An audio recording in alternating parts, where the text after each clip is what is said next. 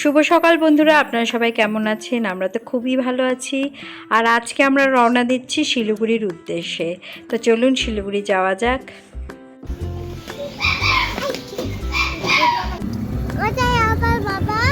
তোমার বাবা আছে সামনে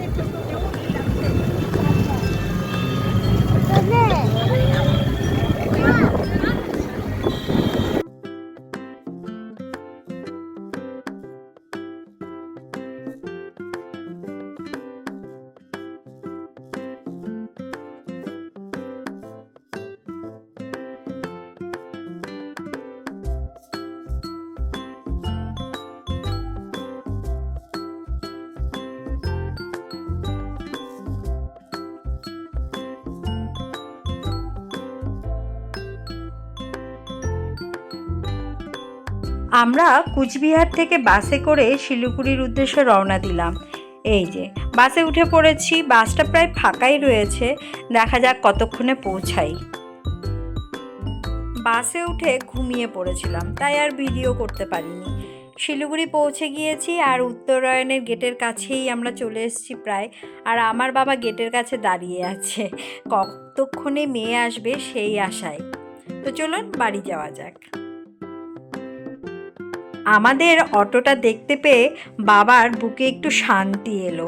আর এই দেখুন পিছনে বাবার স্কুটি করে আসছে। বাড়িতে ঢুকে প্রচণ্ড ক্লান্ত লাগছিল, তাই খেয়ে দিয়ে ঘুমিয়ে পড়েছিলাম। আজকে সকাল থেকে এখন থেকে শুরু করছি আবার ভিডিও। এখন আমরা রেডি হয়ে বেরোচ্ছি।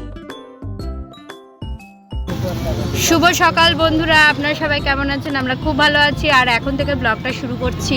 আর এখন বাবার সাথে যাচ্ছি সিটি সেন্টারে। তো এটা উত্তরায়ণ, বাবারা উত্তরায়ণে থাকে, তো এখন যাচ্ছি।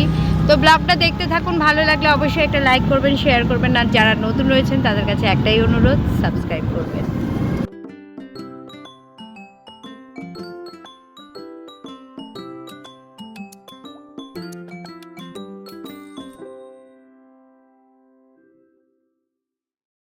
বাড়ির পাশেই রয়েছে সিটি সেন্টার, তাই বেশি দূর আর যেতে হলো না, কয়েকটা জিনিস কিনতে হতো, তাই সবাই মিলে চলে এসেছি এখানে। আর আথিনা আনতে খুব খুশি।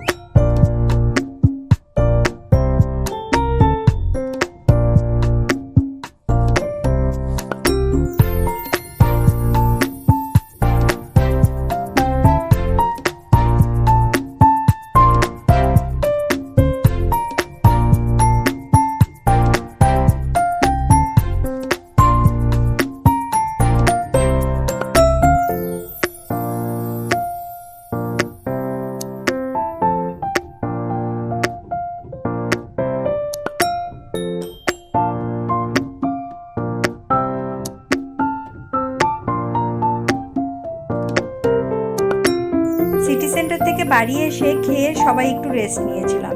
এবার সন্ধ্যের দিকে আমরা এখন যাচ্ছি ইসকন মন্দিরে। চলুন আমাদের সঙ্গে। আমরা একটা অটো ভাড়া করে নিয়েছি, সেই অটো করেই আমরা সবাই মিলে যাচ্ছি ইসকন মন্দিরে।